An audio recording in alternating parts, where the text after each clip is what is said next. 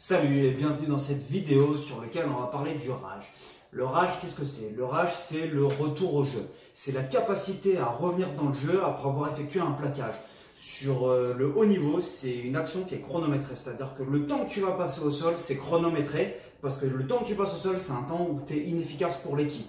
En tant que joueur, tu dois intégrer le plus vite possible que quand tu as plaqué, tu dois être capable de te relever et derrière d'effectuer une action. C'est ce qu'on appelle le principe de double action.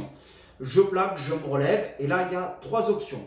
La première option, ça va être une fois que j'ai plaqué, je me relève et si j'ai la possibilité, je conteste le ballon. Comme on le voit dans cet exemple-là, là le joueur des Tonga, il est capable de se relever, de contester le ballon et de le récupérer. Ça, c'est une action de très haut niveau.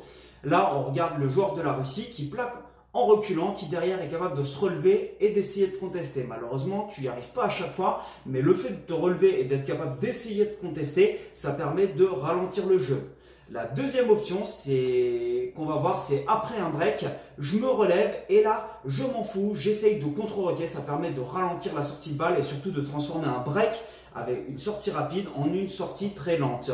Là, exactement la même chose avec Radradra qui arrive, qui plaque et qui est capable de se relever et de contester de manière moyenne, mais qui ralentit la sortie du ballon.